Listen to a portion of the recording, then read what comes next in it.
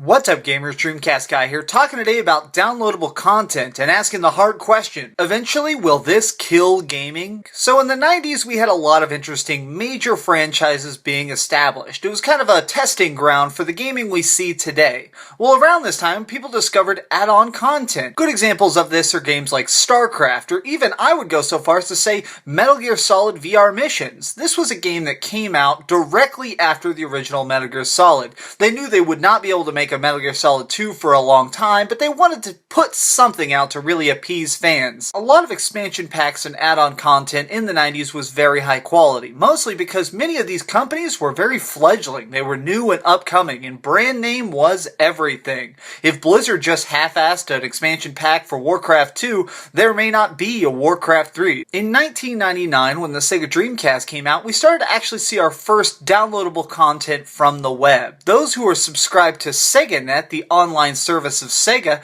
was able to get additional weird stuff and play a lot of games online. The most notable example of this on the Dreamcast is definitely Phantasy Star Online. If you were connected online and downloaded all the patches, you could actually play whole Christmas specials.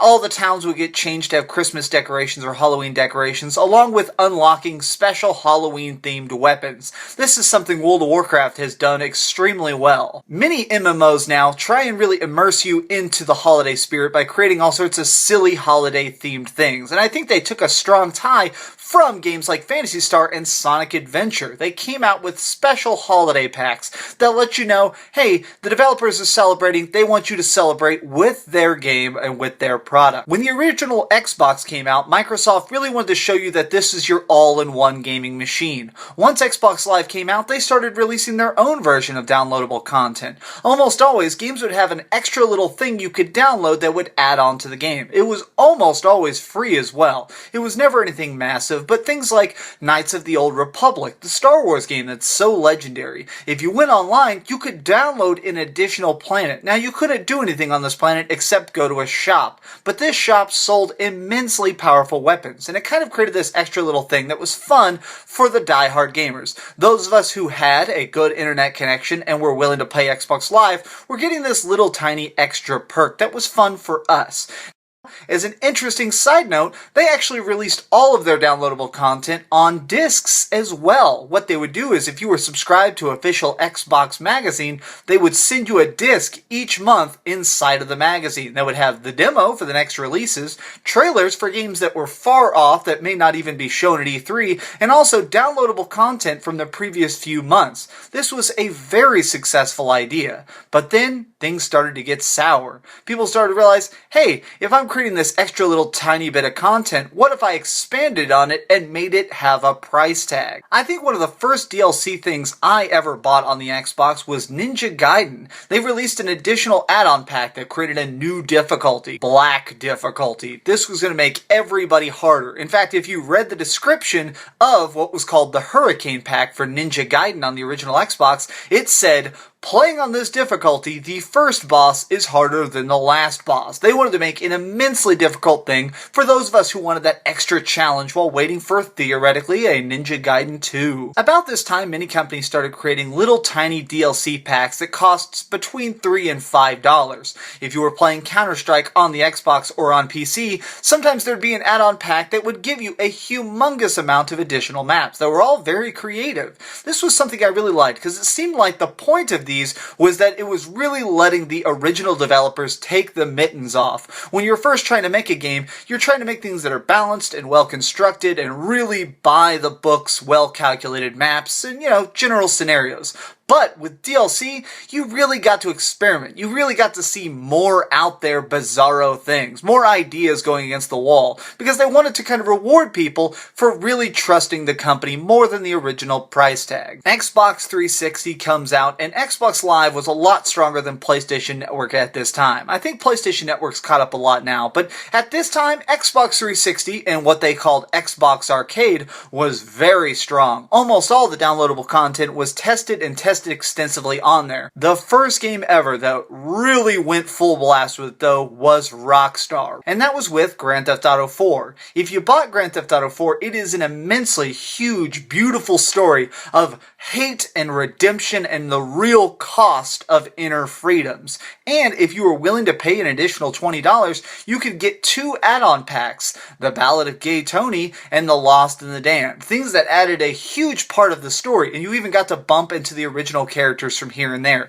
This was a genius idea, and it made them millions and millions of dollars, because Rockstar knows how to do things right. All the other companies, though, started looking at that and going, wow, they just came out with some additional gameplay stuff, some additional campaign, and people literally drowned them in money.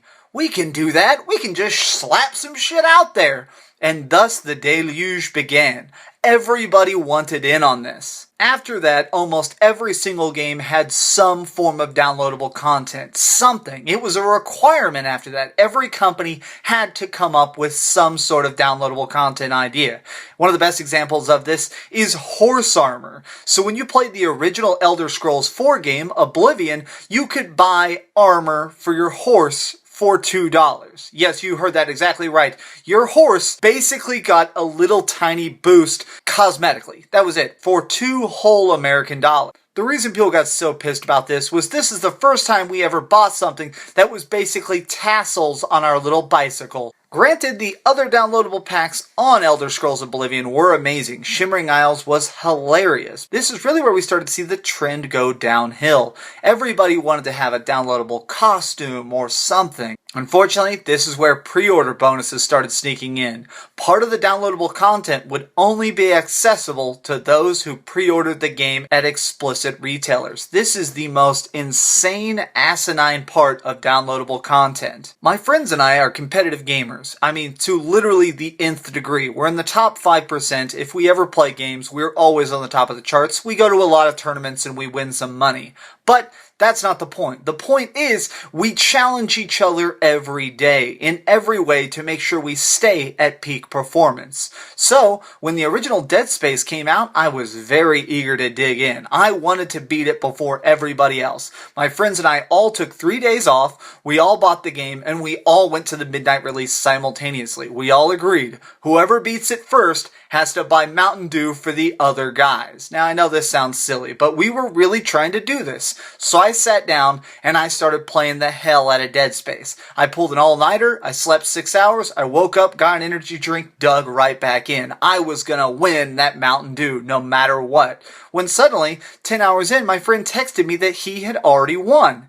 When I asked how, he said, yeah, everything just hurt so little. It turned out that where he had pre-ordered the game, he got something called Scorpion Armor. This was a DLC pre-order bonus that made it where your character had humongous inventory, could carry hundreds of items, and took 15% less damage than I did. He had a humongous advantage. Now, this isn't me complaining about him cheating. It's me worrying about them cheating us out of an experience. If you're trying to make a horror game and one of the downloadable content add-ons is removes horror, that's damaging the product. And this is showing a very strong bad trend. Now, companies need to sell DLC to break even. They need to sell DLC to cover their immense product cost. And because of it, DLC is really getting shoveled out, put on discs, and done in any way possible. I'm afraid it's only going to get worse. When I look at things like Games with Gold, the Xbox service that makes you get a free game each month, or if I look at PlayStation Plus's free games, these are games that you get every single week. They have some sort of free game on PlayStation 4, PlayStation Vita, or the PS3. Sony and Microsoft buy these games' rights completely in whole from the company so they can release them for free to you. Now, the reason they do this is for you to buy additional content.